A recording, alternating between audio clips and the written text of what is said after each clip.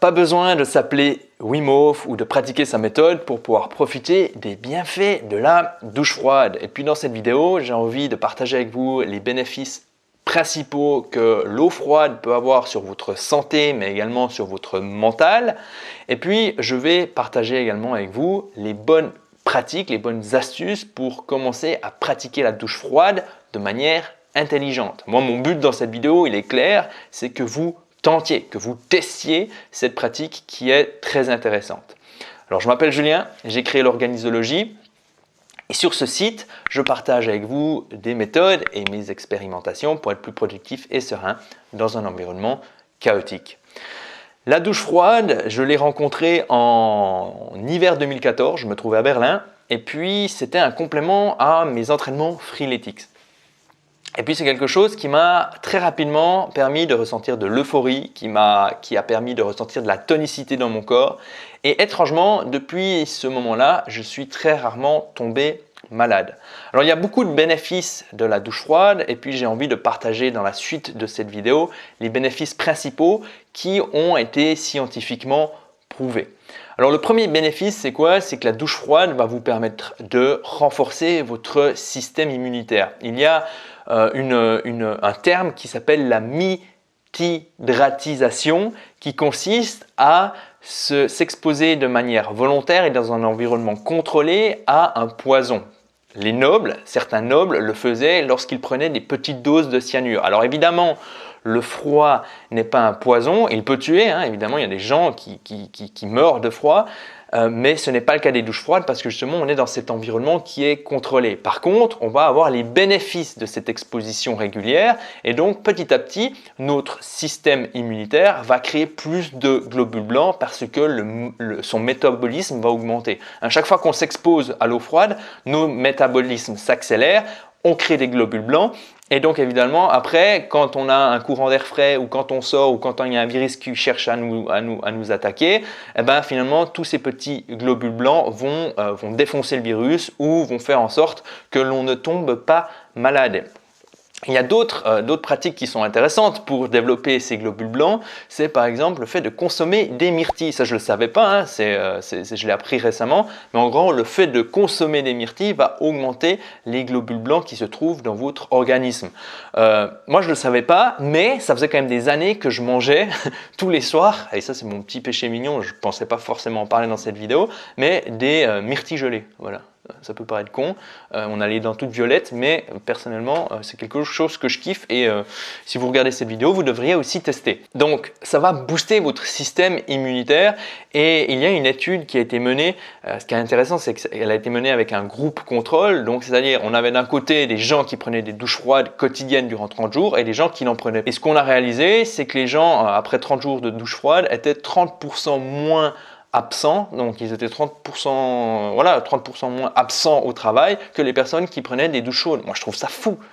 Et ce chiffre monte à 54% lorsque les gens qui prennent des douches froides font également une activité sportive. C'est dingue, non?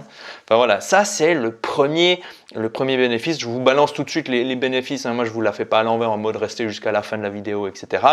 En tout cas, dans cette vidéo-là. Le deuxième élément, c'est que votre circulation sanguine est boostée. Donc, qu'est-ce qui se passe quand vous balancez de l'eau froide, quand vous exposez votre corps à l'eau froide? Votre corps va se dire « Oh, je suis attaqué, donc tout le sang qui se trouve dans les zones qui ne sont pas vitales pour ma survie, tout ce sang-là va rejoindre les zones qui sont vitales pour votre survie, donc c'est-à-dire les organes, donc essentiellement cette partie, le buste, ainsi que la tête. Et ensuite, quand vous retournez dans un environnement qui est plus chaud, vos vaisseaux sanguins se dilatent, le sang retourne dans les extrémités et donc ce va-et-vient, cette ouverture-fermeture, ouverture-fermeture contribue à, en guillemets, huiler votre système, votre circulation sanguine, votre système sanguin. Ça c'est très intéressant parce que un mauvais système sanguin va provoquer quoi? Des maux de tête, de la fatigue chronique et peut même mener à des problèmes cardiaques. Donc encore une fois, un autre bénéfice qui est très intéressant de la douche froide. Le troisième bénéfice, c'est que la douche froide, l'exposition à l'eau froide peut améliorer ou peut favoriser l'endormissement. Vous savez que l'un des éléments les plus importants pour s'endormir rapidement, c'est la température de la pièce dans laquelle vous vous trouvez. En général, elle devrait se situer entre 18 et 20 degrés. Parce que si votre corps ou si la température dans la pièce dans laquelle vous vous trouvez est trop élevée, votre corps va devoir, premièrement, avant de s'endormir, va devoir baisser la température de sa température. Et donc, quand vous prenez une douche froide, vous aidez votre corps à baisser sa température et donc à rentrer plus facilement dans le sommeil. Donc la douche froide est des fois un exercice qui est recommandé aux insomniaques.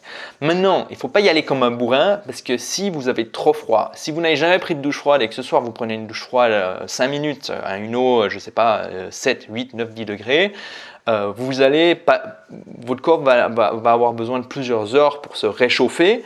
Et ce n'est pas le but visé parce que durant tout ce temps, ça va être difficile pour vous de vous endormir.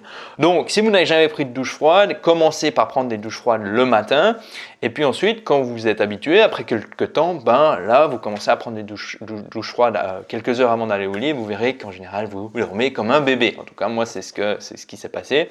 Après, on est tous différents, mais ça mérite en tout cas d'être testé. Le quatrième avantage, le quatrième bienfait de l'eau froide, c'est que ça va améliorer votre état dépressif, mais ça a également un effet sur l'anxiété et le stress. Alors, commençons par l'anxiété et le stress. Ça paraît évident que si vous vous dites « bon, je ne vais pas réussir à prendre des douches froides » et qu'en pratiquant intelligemment et qu'en suivant les étapes qui viennent dans cette vidéo, vous réussissez à prendre des douches froides et que vous réussissez à faire ce qui a été longtemps ce que vous avez pensé durant des années être impossible, il est clair que vous allez prendre confiance en vous et que dans d'autres situations stressantes ou d'autres situations qui créent de l'anxiété, vous allez peut-être vous dire non mais en fait j'ai réussi à prendre des douches froides, j'ai réussi à dépasser mes peurs, j'ai réussi à étendre ma zone de confort, à repousser ma zone de confort, donc ça va peut-être vous donner confiance. Maintenant le plus important c'est plutôt sur l'aspect dépressif. Ce qui va se passer, c'est qu'en gros, quand vous allez exposer votre corps à de l'eau froide, tous les capteurs qui se trouvent sur votre peau vont envoyer à votre cerveau des signaux électriques, voilà, des petits signaux électriques, mais en grande quantité, et ça va stimuler votre cerveau. Et des recherches ont été menées, les liens se trouvent dans la description, qui montrent que ça a un effet positif sur la dépression. Alors, je vous ai traduit le passage de l'essai clinique en question, je vais le prendre maintenant parce qu'il y a des termes un peu techniques, mais ça va vous permettre de mettre en perspective ce que je viens de dire. On sait que l'exposition au froid active le système nerveux sympathique. Donc le système nerveux sympathique, c'est le système qui est responsable des réponses de fuite, de combat et également de tétanie. Et donc ça va augmenter le taux sanguin de bêta-endorphine, le fait de stimuler ce système nerveux sympathique, de noradrénaline, et ça va également augmenter la libération synaptique de noradrénaline dans le cerveau. Donc s'il y a des spécialistes ici, ça vous donne une autre perspective sur ce que je viens de dire, mais en gros, il y a plein de décharges électriques qui sont envoyées dans votre cerveau et ça a un effet sur votre bien-être, sur votre état dépressif. Moi, je le ressens. Là, je tourne cette vidéo après avoir pris ma douche matinale. Évidemment, là, aujourd'hui, c'est une douche de 3 minutes. Et quand je sors, je suis beaucoup plus bien. Je me sens bien dans mes pompes, dans mes baskets. J'ai l'esprit clair, l'esprit lucide. Donc, testez. Encore une fois, il faut tester. Et puis le dernier bénéfice, qu'aucune tasse ou qu'aucun café au monde ne pourra battre, c'est l'énergie que cela vous procure. Quand vous prenez une douche froide le matin, vous sortez, vous avez la patate. Vous n'avez pas besoin d'une heure ou deux pour vous réveiller. Que vous buviez du café ou non, vous êtes là, waouh, je suis là, je suis présent. Et puis ça, c'est vraiment très intéressant pour commencer votre journée au taquet. Donc, maintenant qu'on est à la fin des 5 bénéfices, sachez qu'il y en a d'autres, comme par exemple le fait que vos cheveux, la qualité de vos cheveux s'améliore. Si vous avez des pellicules, ça peut vraiment être très intéressant de tester l'eau froide. Il paraît que les effets sont géniaux. La qualité de la peau, donc votre peau est beaucoup plus belle. Il y a quoi d'autre? Il y a également le fait que vous allez perdre du poids. Donc 5 minutes d'eau froide, donc une douche de 5 minutes. Ça va vous permettre quoi? Ça va vous permettre de griller 120 calories. 120 calories, on les grille en 20 minutes de course à peu près. Okay. Et c'est pas pour rien que certaines personnes vont faire de la cryogénie, donc c'est-à-dire s'exposer à de grands froids où on retire toute l'humidité de l'air évidemment, et puis ça va stimuler leur corps. Leur corps va lutter finalement pour maintenir la température de 36,6 degrés, et donc pour lutter, il va utiliser quoi? Des calories, donc de l'énergie. Donc si vous êtes là, si vous regardez toujours cette vidéo, j'espère que les bénéfices que je viens de citer vous ont donné envie de tester les douches froides.